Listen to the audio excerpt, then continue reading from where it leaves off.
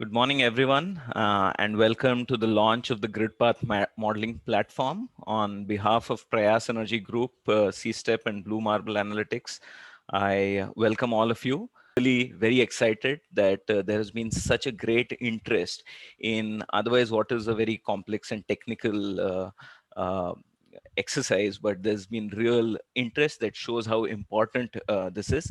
And I'll just make some brief context setting remarks before I hand over to the detailed presentations and take you through the agenda for the day. It's quite evident now that the cost of renewable energy, especially variable solar and wind based renewable energy, has come down, and it's very, very competitive at the generation level.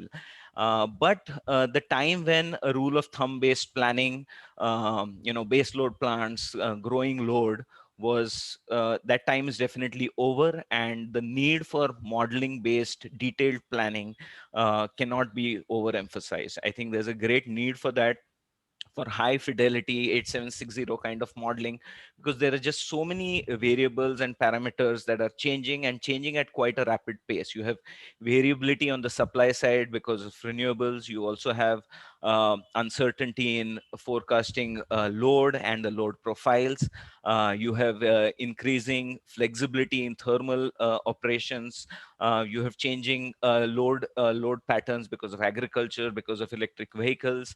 And so you really need more sophisticated tools to avoid the risk of stranded assets and to minimize your costs. So I think it has been quite evident in the last few years for this need, and we understand by talking to a lot of policymakers and stakeholders for this need. The second point I would like to make, and I see Mr. Suni is here in the panel in the webinar as well, and we were together on a panel discussion recently on storage, and I heard him say with great conviction the need for not only multiple modeling platforms, but also multiple models and different agencies or stakeholders doing these modeling exercises. And I cannot emphasize how important this is, because each modeling or research group will have slightly different assumptions, different scenarios, and this is modeling work is not a one-time exercise.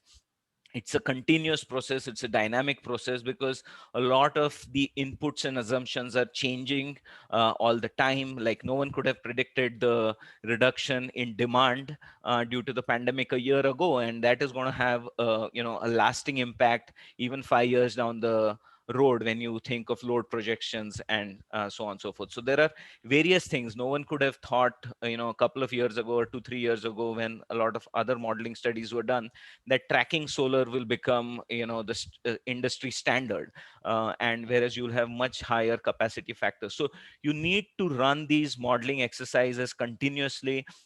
You need to update them every now and often, and need to validate it through peers, especially on the assumptions.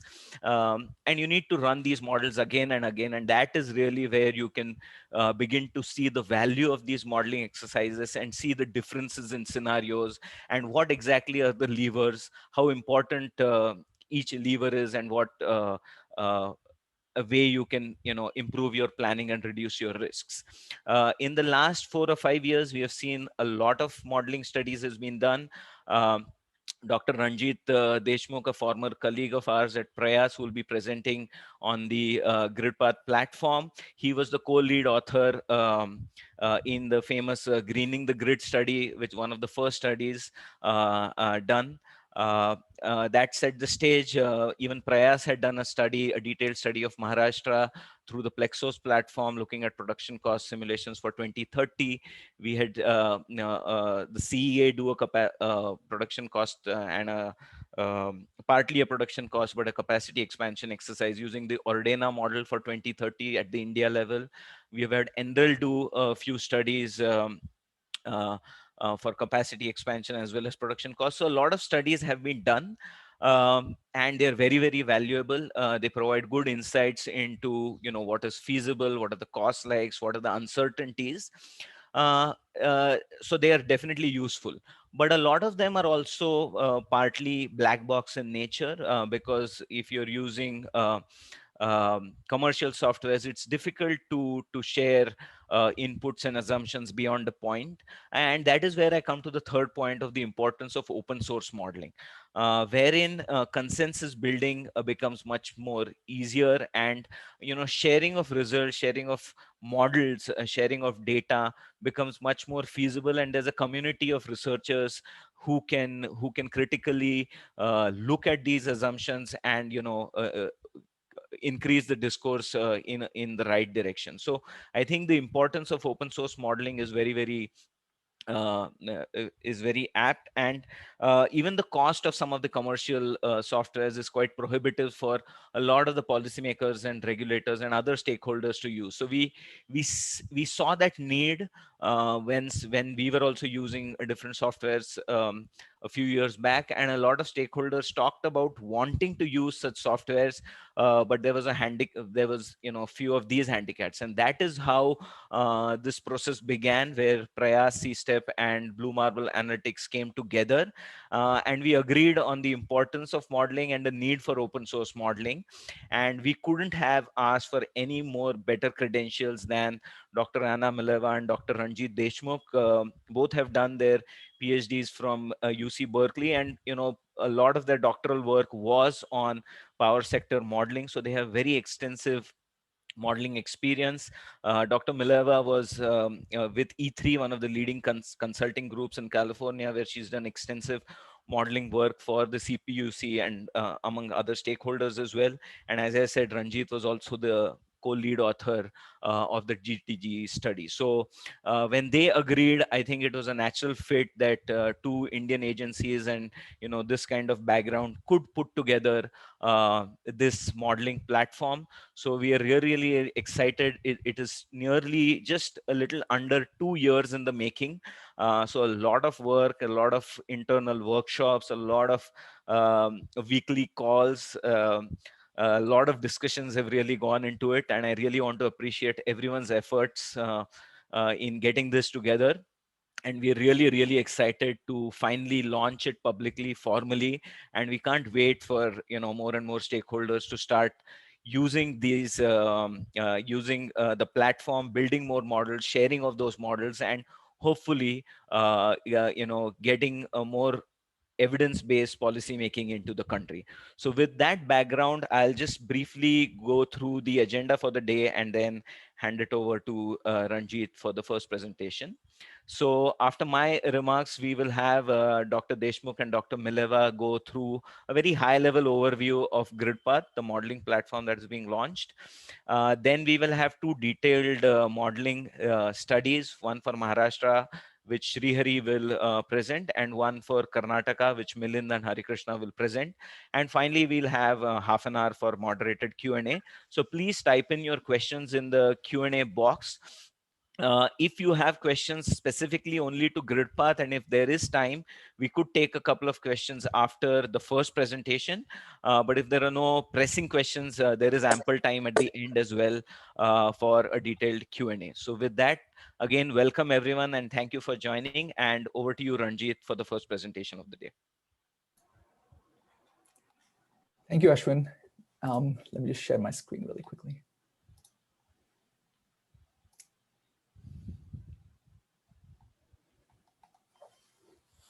Can you see my slides? Yes, go ahead, Ranjit. Perfect. Thank you. Well, thanks to Prayas and CSTEP for organizing this webinar and workshop, and for the opportunity given to us to develop this platform. The way this presentation will go is I'll first give a brief introduction to the types of different modeling platforms or models, and where sort of GridPath fits in. And then we'll give an introduction to GridPath, and then cover a few studies just to give you a flavor of how GridPath can be used and has been used before. But first, quick introductions. I want to pass the baton to Anna so she can introduce herself, and also our third team member, Garrett, and then I will introduce myself.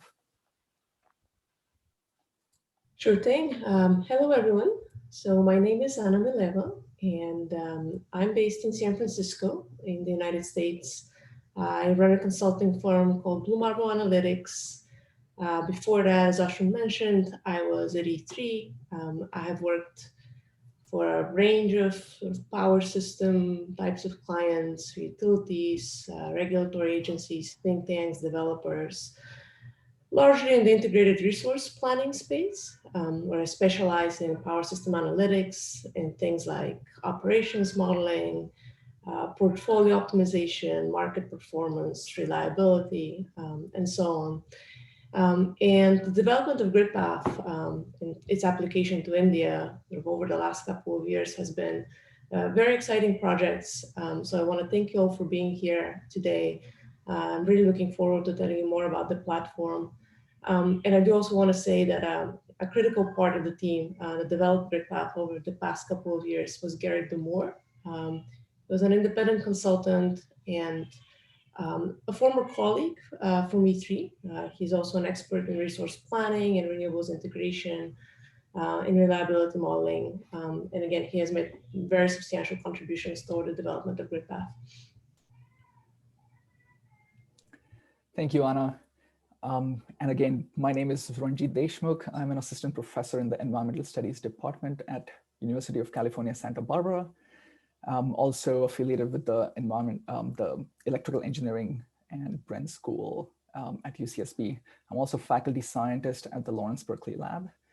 And again, I want to echo Anna's thoughts. Thank you for being here. And we're excited to share about GridPath with you. Okay. So really briefly, I just want to talk about sort of the broad spectrum of power systems models. And many of you probably on this in this audience already know this. But just to situate ourselves amongst the various different modeling platforms, this is a useful slide. So what I'll cover first is capacity expansion models, where we do generation and transmission investments, production cost models, and resource adequacy models. Resource adequacy is sort of a type of production cost model, but when you can do many different simulations to find sort of your corner cases and where and to determine whether the resources that you have are adequate. And then the third type is the power or load flow model, and the last one is transient stability model. So we'll go through these four. So capacity expansion model, the objective here is to identify the most cost optimal generation, storage, demand response, and transmission investments and retirements, given different constraints, let's say on transmission or costs or technical constraints, etc. And the method is to simultaneously minimize both the capacity and the operations costs across several years in the future. So it's not just we're minimizing capacity costs, but also like operations costs. This is a more sophisticated approach than the simple screening curves approach that many of you may be familiar with. And the objective is to minimize costs, as I said, subject to multiple constraints. But then the limitations of this approach is to limit the size of the problem. We have to use only representative time points. So we can't use all 8760 time points in there, because then your optimization problem becomes really big. You may also have to simplify how you represent your generators and storage into, let's say, fleets. It all depends on the size of the problem, the computational power you have to solve the problem. And lastly, your transmission flows are usually represented by either transport, like a pipe flow, or a DC power flow, and not AC. So that's capacity expansion. In the production cost model, and this is what we used in the Green Grid study, we estimate the operating cost of the system and assess the impacts of investments or strategies on system operation. And the method here, it's a unit commitment and economic dispatch model, where you model your system, let's say, over a day or over the entire year at 5 minutes or 15 minutes or hourly temporal resolution. You can choose whatever temporal resolution given the model, but essentially it's sequential optimization of all these different time points to then minimize operational costs, again, subject to technical, environmental, and policy constraints. But the limitation, again, of this type of modeling approach, and when I say limitations, it's not a limit, it's just the way, the purpose of the model. And the limitations is more like, okay, you can't do everything within this particular modeling structure. So again, the limitations here are, unlike the capacity expansion model, you have to specify your generators, storage, demand response, and transmission assets exogenously, like as in they're given. So if you were to simulate a 2022 case, which is what we did in the Green Grid study, we determined already that these are the generators and storage and transmission that is going to come online, and this is the existing, these are the existing assets, and then you solve the problem. Here again, transmission flows are often represented by either a transport pipe model or a DC power flow model, but not AC. The third type of model here is a power flow or load flow model, and this is often used by many entities like CEA and POSOCO. You may have heard of the PSSE software by Siemens. So this is a model where you estimate the voltages, currents, and power flows in the power system, and it's a steady state analysis of an AC or DC power flows, which means it's one snapshot in time, and you do a detailed analysis of how AC power flow will travel across transmission lines and how your generators will be dispatched and your load will be served. The optimal power flow within this particular modeling sort of suite also minimizes cost, but again, it's one snapshot in time. As you have already probably guessed, the limitations here are, again, you specify all your assets exogenously, and it's only a snapshot, so you can't analyze the entire year or future years, and you have to know which corner case or which time your whole system might be constrained, and that's the one that you want to model. And lastly, there's the transient stability model, where it's in the seconds or microseconds sort of realm, where again, you estimate voltages, currents, and power flows, but you introduce a contingency, like a loss of a large generator or transmission line, and then simulate how your power system will respond to that. Here again, of course, everything is exogenously specified, but it has a particular purpose. So which power system model do you choose? And it's more of a question as you select the model depending on the question you want to ask. For example, how much additional coal or gas generation do we need given certain capacity of renewable energy and its variability, right? In that case, you might want to use a capacity expansion model. Which hours of the year is my system likely to experience transmission and generation constraints? For that, you might use a unit commitment and economic dispatch, like a production cost model. In those constrained hours, how will my system react to contingency events? And that's where you do the contingency analysis. So, but you get the gist of it, you need a combination of models to answer all these questions. And it's especially important in future low carbon grids when we have a lot of wind and solar on our system. There's a lot of variability, and the inertia is changing. There are a lot of different changes that are happening to a grid, and just one type of modeling type is not going to solve our questions. And I want to leave, I want to sort of end the slide with this particular quote by the statistician George Box: "All models are wrong, but some are useful." So to sort of paraphrase that, in other words, one model doesn't represent the system exactly how it's going to work, but you can simplify and you can represent the system in a way that you can answer a particular question with certain confidence. And that's what we are trying to do here. So just to situate the GridPath modeling platform, it mainly covers the capacity expansion model and the production cost and resource adequacy model. And Anna will go deeper into the introduction of GridPath, but I just wanted to situate where the GridPath modeling platform is in relation to all these different modeling types. So Anna, over to you.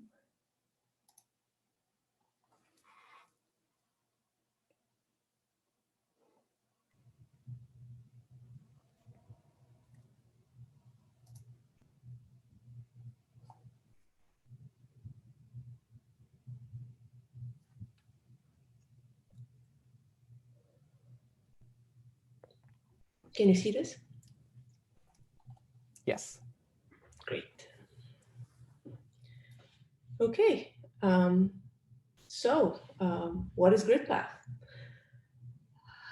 GridPath is an ecosystem of power system planning tools. It, as Ranjit says, integrates production cost and capacity expansion, also asset evaluation and reliability modeling functionality kind of within the same software platform. It is open source. You can see all the code, all of the formulations, and it's free to use. A main goal for us in developing GridPath was to, as much as possible, implement sort of a flexible modular architecture so that we can relatively easily apply the platform to different systems, to different regions, and as Ranjit said, to sort of these different questions, even about the same system or region, so that we can also incorporate new technologies, new resources. The system right now is developing fast, it's very dynamic. So we kind of need new functionality and maybe new ways of thinking sort of as the power system evolves. And we're very much trying to accommodate that in the way that we designed this platform. So to make this a little more concrete, with GridPath, as I said, we can do a few main types of modeling: production cost simulation, capacity expansion, resource adequacy / loss of load, probability modeling, and also asset valuation. And here in this workshop, we're going to focus on the first two, on production cost and on capacity expansion. So production cost simulation, as Ranjit explained, is meant to understand how a given power system operates in detail, but that system is fixed.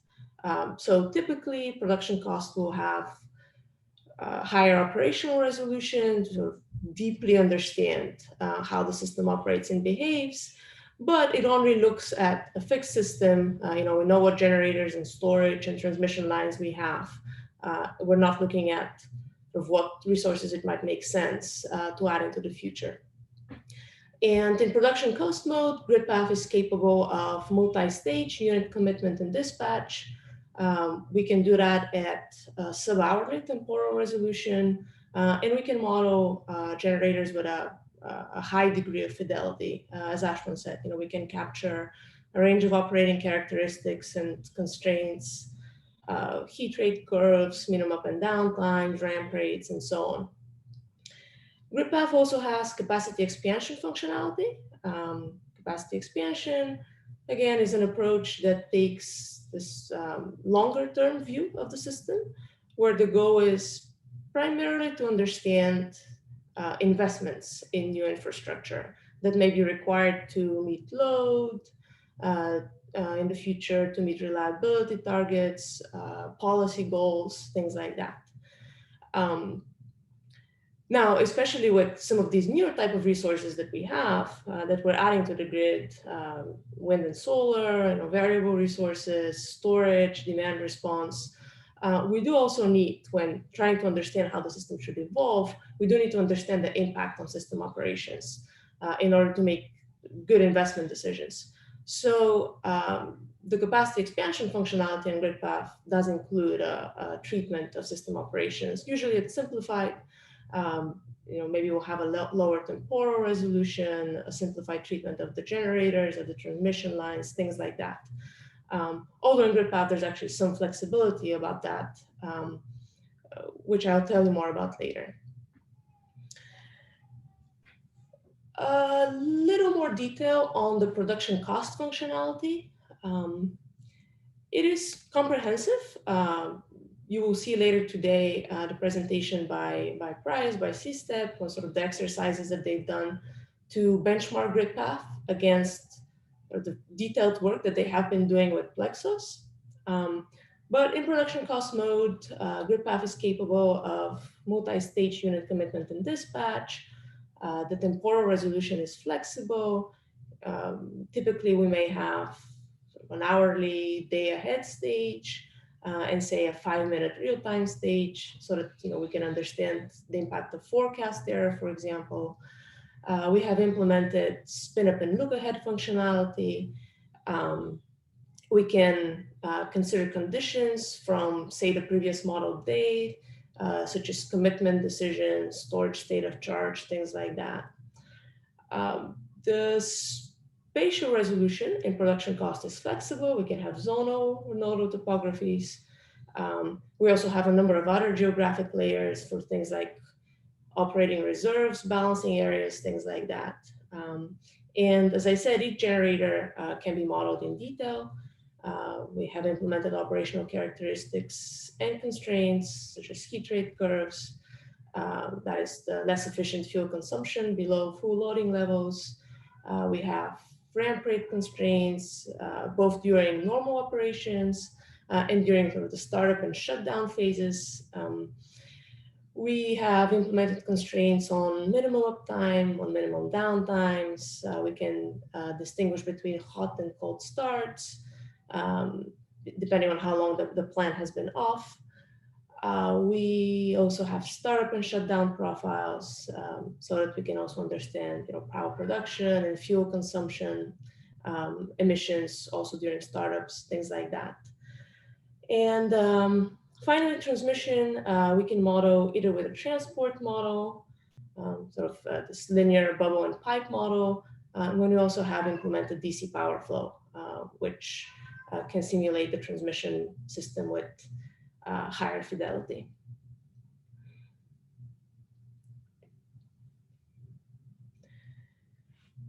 Okay, next, let's talk about capacity expansion with GridPath. At a high level, unlike the production cost, where the optimization is generally over a fairly short period of time, capacity expansion optimizations, usually the goal is to look kind of a number of years, even decades into the future, with the goal to understand, how the grid should evolve. Our goal, here, with the capacity expansion is, of course, to try to make cost-effective infrastructure decisions, and that includes both what we should be building and also what we should retire, perhaps. Again, in order to meet load, growing load perhaps, or maybe a changing load profile, and in order to meet certain policy goals. We have implemented renewable portfolio standards and carbon caps, as well as reliability constraints. Now, because we're looking, again, potentially decades into the future, we kind of inevitably need to simplify to keep those problems tractable, other aspects of the power system. In GridPath, we try to make these types of simplifications, easy and straightforward. So here are a few things that we can do. Instead of maybe modeling the full year with 365 days in the year, we can take, for example, sample days and assign them weights to fully represent the year. Again, unlike production cost, where we generally model individual plants with a lot of operational detail, in capacity expansion, we may need to remove some of those constraints, or potentially even take it a step further and take individual plants, kind of aggregate them into fleets, again, to keep the problem simpler. And finally, we can also simplify the transmission network treatment. In capacity expansion, we usually will not model DC power flow, but we'll model it as a zonal transport model. And having said all this, I think one of the distinguishing characteristics of GridPath as a capacity expansion model is that it doesn't make that decision, for where to simplify for the user ahead of time. Rather, it is flexible enough to allow for the formulation of the capacity expansion problem to actually change substantially, depending on what question you're asking. We're going to give a couple of examples of that a little later today, where we can actually have, say, plant level detail in a capacity expansion problem. We can have an 8760 dispatch in a capacity expansion problem, things like that. And I guess before I turn it back over to Ranjit, I just want to mention that GridPath does have a UI, a user interface. It's a desktop application, so I have a few screenshots here on this slide. And our goal was to develop a UI so that we could make GridPath a little more accessible to interact with than a command line tool and model.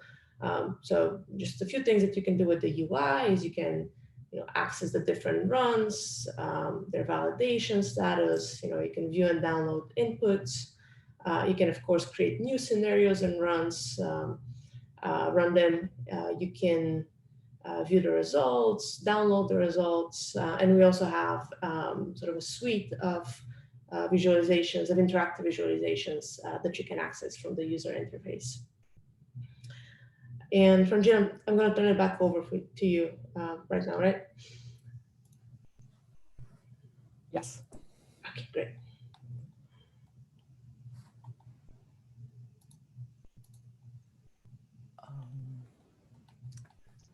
Let's see.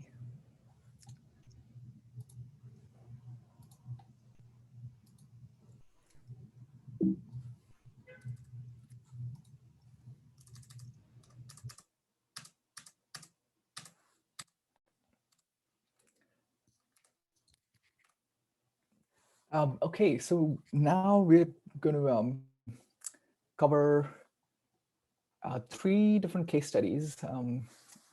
Some of this work has been completed. Some of this work is ongoing. First, I'll cover the South Africa's study, then Anna will cover California's, and then we'll jump to India's before going to the question and answer session. So the purpose of sharing these results is just to highlight the capabilities of GridPath. So rather than going deeply into a particular result, we'll sort of keep it at a high level just to demonstrate what GridPath is capable of. This particular study we did for South Africa a year ago. This, let me use my pointer. We modeled South Africa's system as a single node node transmission system. It's a capacity expansion model and included a host of different wind and solar resources. And in this, the main question that we were trying to answer in this particular study is how cost effective is the Inga 3 dam, which is a 4.8 gigawatt proposed dam in the Democratic Republic of Congo, which is going to supply or proposed to supply electricity all the way to South Africa. So that was our question, is like, can we analyze this system with and without the Inga 3 dam? So we used a host of different candidate sites for coal and combined cycle and combustion gas turbines, as well as dozens of wind and solar sites in South Africa. The capacity expansion model has 4 investment periods going from the year 2020 all the way to 2035. And the way, as Anna explained, in the capacity expansion mode, or I mean, it's not a mode, it's just how you model within GridPath. Each of these years represent 5 years in this particular model. So 5 years within a particular investment period. And within each of these years, we simplified the model by taking 12 sample days, 1 for each month, and 24 hours within a particular day.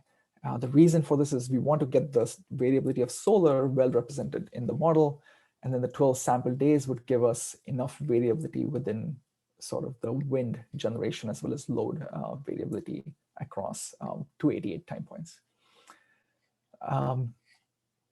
And this particular model we ran as a least cost investments without any policy target, which could be a renewable energy target or carbon caps. It was purely a least cost optimization problem. And just real briefly, I'll go over these results, which will illustrate like what we're trying to ask. The main goal for this GridPath analysis was to identify the least cost generation investments to meet future demand. And what this plot shows on the y-axis is installed capacity. So these are all like which capacity was installed by the model in 2035. This particular bar on the right-hand side is existing capacity. So I would like you to focus on these bars. These are all different scenarios. All the ones with the blue on top of these bars are the scenarios with Inga Dam in the system. These two scenarios, which don't have the blue, are scenarios without the Inga Dam.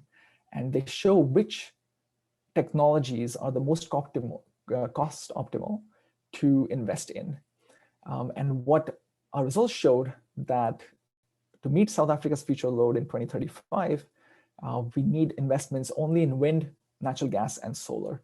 In fact, no coal was selected in this particular model, given today's costs for wind and solar and a particular conservative trajectory for wind and solar costs.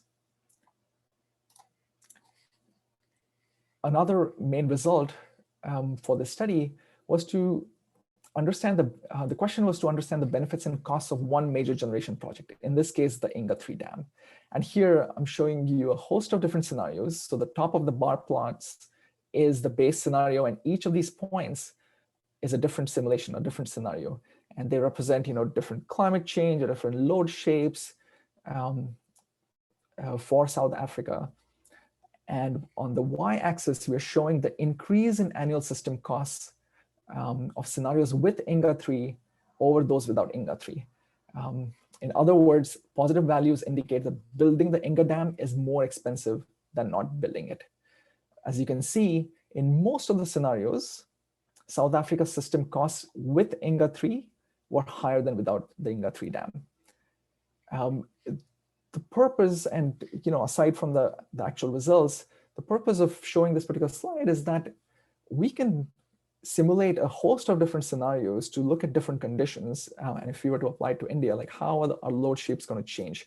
How would climate change affect these load shapes or the performance of our hydro dams or thermal plants or even wind and solar plants? What happens when we choose different capacity factors for wind and solar?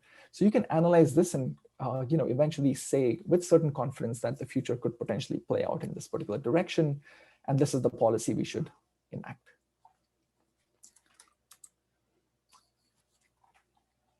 Okay, Anna, over to you.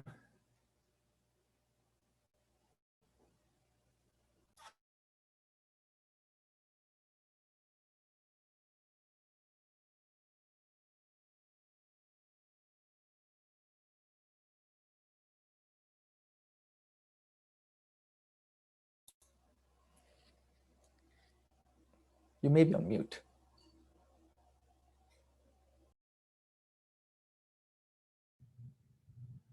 I was, sorry.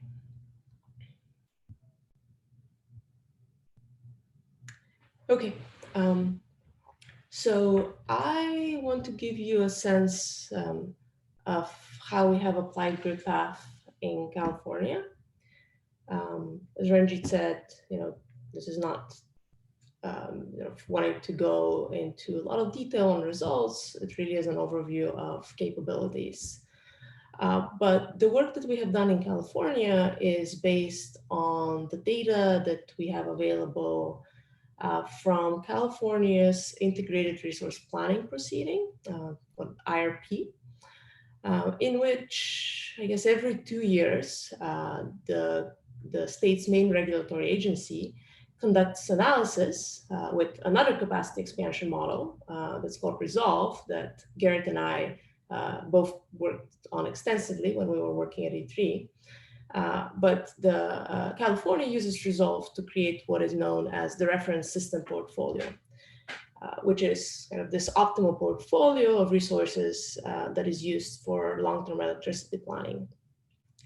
And we actually have ported over the data from that proceeding and benchmarked GridPath to the Resolve results from the last couple of rounds of the California IRP. And here on the graphs on the left, I guess I can use my pointer here also. Yeah, well, this works, but on these graphs here on the left, you can see, for example, kind of how the build out of resources develops that is optimized by these models. This is For California through 2030, this is based on the 2018 data, and it's under two different carbon cap scenarios. One is a 42 million metric tons carbon cap in 2030.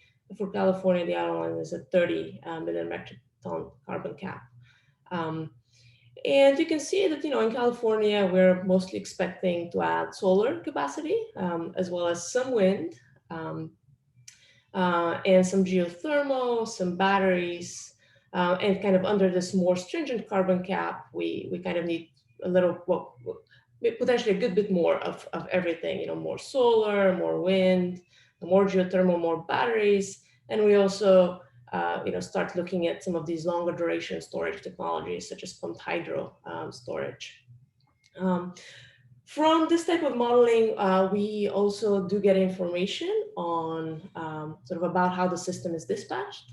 Again, as I said, we do model incapacity expansion, a simplified version of system operations. So here, for example, is kind of one of model day in 2030. We can see here how the gas fleet here in gray needs to cycle down in the middle of the day to accommodate the solar, and then sort of turn back up in the evenings, and it's helped by these imports, by batteries that are charged during the day, things like that. We can observe. Okay, so here's just a little more detail on how this particular capacity expansion problem is set up. This is a zonal model. We model the Western interconnect. That is one of the interconnects, one of 3 interconnects in the United States that are largely separate from each other. We're mostly interested in the SkySO zone here. This is the grid that is operated by the California Independent System Operator. We also modeled 3 other zones in California, as well as sort of a large northwest zone and a large southwest zone. And they're all connected by a linear transmission model. These capacity expansion models have 4 to 7, what we call investment periods. These are the time steps between present day in either 2030 or 2045, when the model is allowed to build new generators and storage. It actually chooses among sort of dozens of wind and solar sites, as well as between different types of storage and gas generators. And each one of those years is represented by 37 sample days. Each has a weight that is assigned, and they are modeled at an hourly resolution. All of these scenarios have various policy constraints. One is the system must meet the renewables portfolio standard. In California, that's 50 to 60% of generation coming from renewable generators by 2030. And we also model a carbon cap, which is applied on all emissions from generation in the CAISO, as well as sort of all of the flows into the CAISO with sort of an assumed emissions intensity. And finally, we model both operating reserves in the CAISO. These are things like spinning reserves, regulation up and down. We model frequency response and these flexibility reserves that here we call load following up and down. As well as a 15% planning reserve margin. So, making sure that we have sufficient capacity to meet sort of the highest stress times for the grid. And we actually, we can calculate the capacity contribution of wind and solar sides sort of, endogenously. It's calculated by the model based on input data that we give it. Okay, so the first study that I will briefly describe took this California IRP modeling as its basis. And the main goal that we had for that study was to understand the gas fleet better. So we wanted to understand the role that different gas generators play on the grid as the system decarbonizes. What are the value streams available to them? What are the services that they're providing? And based on that, like, would economic retirement actually make sense for some of those plants? So for the purpose, to address that question, we actually had to add some functionality to that benchmark IRP case. So first, in the integrated resource planning modeling, the gas plants, they're modeled as aggregations.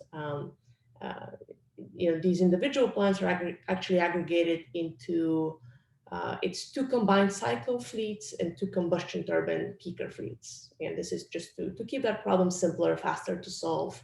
But we wanted to get more resolution on the gas fleet. So we took those fleets and we disaggregated them back to the plant level. And we modeled the individual plant operating characteristics.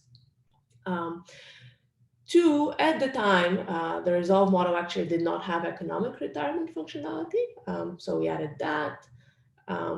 We were able to look at whether sort of incurring that fixed annual operations and maintenance cost on those plants was actually justified by the value that they were providing to the grid. And then finally, we implemented what here we call these local capacity area, a local capacity area geographic layer with local capacity requirements.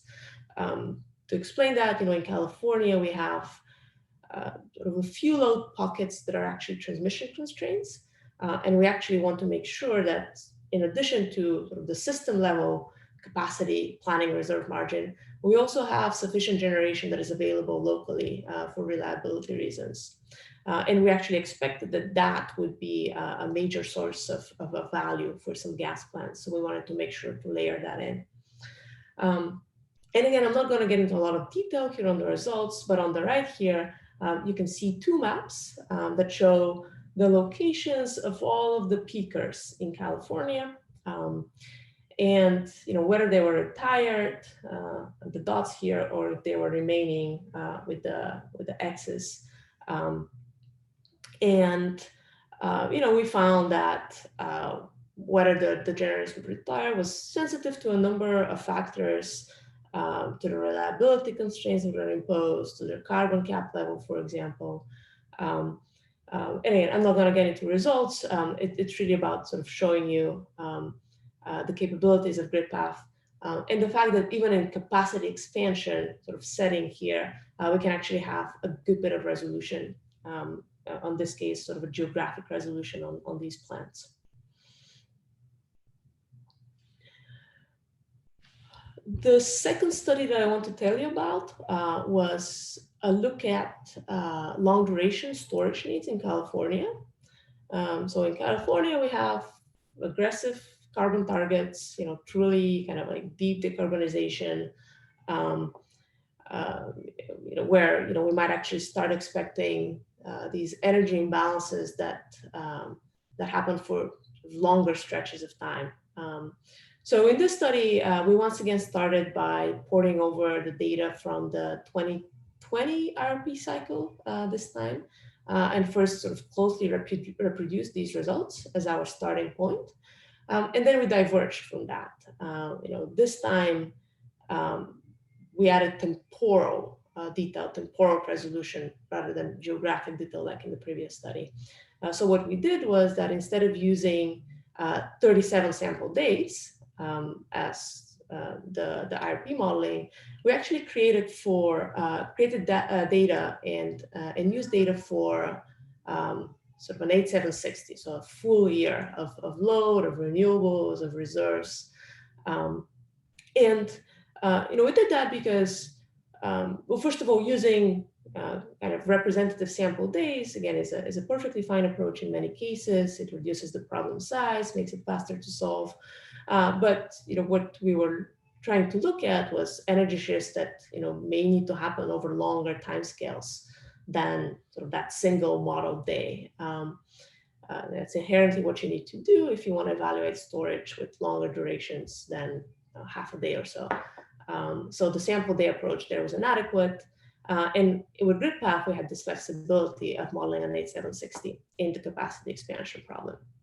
And it allowed us to look at times like this, for example, where you can see that there's actually much lower solar levels than sort of our usual over sort of a number of days, like what is it, 5 or 6 days here. And in general, we can kind of overbuild our solar. We can charge the batteries during the day. You see these batteries in the dark green here. They charge during the day. They then help in the evenings and at night to meet load. But when we don't have enough solar, we actually have an energy imbalance. And that's when this sort of long duration storage option, which is in the sort of medium green color here, actually may need to come in. Just simply because we don't have enough energy on the system to do that sort of daily balancing. And yeah, you could see that happening. Here you see the state of charge of that particular technology. Sort of it needs to discharge a couple of times a year. This was a 100-hour duration technology. And again, the point here is that we can see the value kind of in the planning problem of this technology. And then of course we do need to start thinking about what that means. This is planning, but how do we actually incentivize these technologies to be available? How do we actually address from an operational standpoint that kind of imbalance?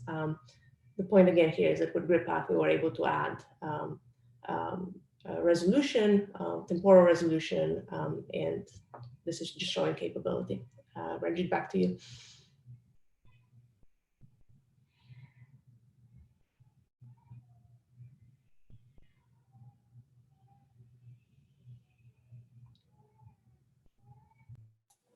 Thanks, Anna. Sorry, I should have scrolled the slides. Okay, so the last case study, and I know we're running over a little bit, is on India. And this is both, some results from analysis, but also ongoing analysis. So the results are preliminary. Here we are developing a capacity expansion model. We already have a couple of versions of the Indian electricity system. And the purpose is to look at optimal investments with various different RE targets in India, subject to various constraints. And the way we are modeling the system, past results, which I will show you, the system was modeled as a single node transmission model. And the one that we are working on on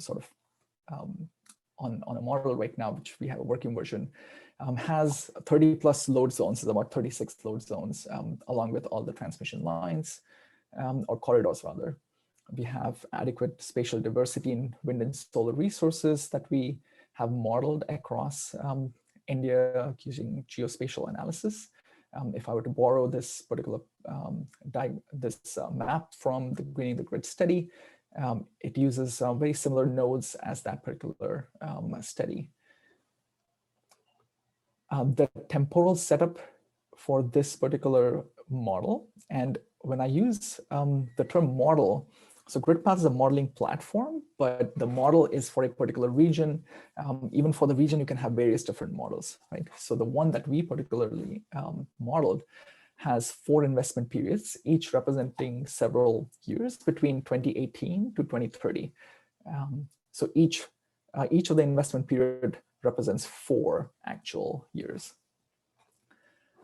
Again, it's a capacity expansion model where the model cost optimally selects dozens, from dozens of wind and solar sites, considering their variable pros. We have candidate conventional coal, combined cycle, and combustion gas turbines, battery storage. We may include demand response options as well. To simplify the problem, again, we're using a 12 sample days of 24 hours each. We may choose to, in the future, go to 24 sample days if computational power is adequate at our end. In terms of policies, the questions that we're trying to answer is how would the system look like with different renewable portfolio obligations? Past study, the results that I'll show you, we considered 10%, 30%, 50%, and 70% of wind and solar generation as a share of total generation for 2030. And we have multiple cost trajectories for wind, solar, and battery storage. In terms of reliability, we include different operating reserve requirements. This is for the ongoing study at both the regional and state level. And we also have a planning reserve margin. I know there was a question in chat, and what this planning reserve margin is. It ensures that over and above your peak load, we have at least 15% additional installed capacity, just in case we have contingency events or some power plant or transmission line decides to trip. So the results that I'll show here are, again, preliminary. We presented these results last year. Results from the new study will be coming out soon. But again, the purpose of showing these results is more to show the capability of GridPath and not delve into the actual results. Because this is a one node model, obviously the results are not as accurate as from a model that has multiple nodes. But the direction of the results are intuitive, and that gives us confidence. Again, GridPath's analysis's main goal here was to identify the least cost generation investments to meet future demand and meet different renewable energy goals. So here on the, these are all new installed capacities, so not existing. On the y-axis, we show the new capacity here in megawatts. And each of these 4 plots are the 4 different RPO or RPS targets, which is 10%, 30%, 50%, and 70%. But it's only wind and solar generation, not including biomass and other small hydro, etc. And then each of these panels have 4 different bars where we change the cost of renewable energy and cost of storage. So the first one is high cost wind and solar trajectories and high cost storage. Second one is high cost wind and solar, low cost storage, then low cost renewable energy, high cost storage, and low cost renewable energy and low cost storage. So that's how we repeat these across these 16 scenarios. So the preliminary results, pointed us in the sort of a direction that is intuitive. When wind and solar costs are low, and these costs are from NREL's annual technology baseline, and they also include sort of India's solar and wind auction prices from 2018. So when we assume those particular costs, then subject to all minimum generation constraints and other constraints on generation and variable renewable energy generators, 400 to 450 gigawatts of variable renewable energy capacity can be built cost effectively. This is a result similar to what CEA got, although in our model we see much more wind being built rather than solar, because winds, because of the combination of wind's capacity factors as well as costs. For low RPO targets, the battery storage is optimal only when wind, solar, and battery costs are low. So in these particular cases, like here, this no battery storage is selected. Batteries shown here in the red bars right up here. So in the 30% RPS targets, we see a little bit of battery storage show up here in the last one when the costs of wind and solar and storage are low. So that's intuitive as well. But battery storage is selected for the higher RPO targets. So in these 2 panels, you will see the red bars for battery storage show up in much greater capacity. And the results, as I said, will be much more interesting with transmission constraints. I know there was a question in the panel, because India is a growing system, how do we consider transmission corridors? So GridPath can build transmission endogenously, especially the transmission corridors. And that is what we will include in our models as well. This particular plot, so here again, another goal was to estimate the generation, the renewable energy curtailment, cost, and emissions in the future, as well as present electric system. But this plot is 30. Again, we have the 4 panels, but on the y-axis here is the generation share. So most of the times, the generation share will hit 100%. In some cases, it will go over 100% because of the storage, because storage has losses.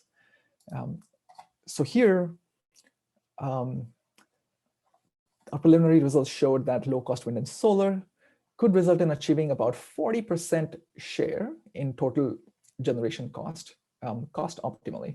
So this is where the low cost and high cost of storage is. When costs are low, which is low in the sense it's quite realistic, especially in the Indian context, we could achieve 40%, just cost effectively without any particular policy instruments. Of course, given the other caveats of transmission constraints and other policy frictions and implementation frictions. We also saw that renewable energy curtailment increases with higher RPS targets. So as you go to 30%, 50%, and 70%, curtailment, which is now shown here in red, increases. Yeah, so that's also intuitive. And then storage reduces renewable energy curtailment. So as you have more of the battery storage installed, you will see less curtailment, like in this case, in the low cost battery storage cases, where you see the higher battery losses. With that, I just want to quickly mention that we are applying GridPath to multiple different regions. We are also working in the Southern African, which are countries. There's a version for Myanmar. We're developing a version for the US Western Electricity Coordinating Council, which is the Western grid in the US, as well as a version for China. And all these projects are not done just by Anna and I, but a couple of other groups are also sort of working on it. Example, the China and Myanmar ones are done by different groups. And that's the benefit of having an open source modeling platform like GridPath, and we're hoping that this ecosystem will grow. And that was my last slide. Srihari and Ashwin, if you would like me to take a few questions, I'll be happy to, and so will Anna. Yeah, thanks Ranjit and Anna. That was really useful. There are a few questions. There was one on LOLP, how LOLP is handled in the modeling thing. Maybe Anna or you could. Yeah, I apologize.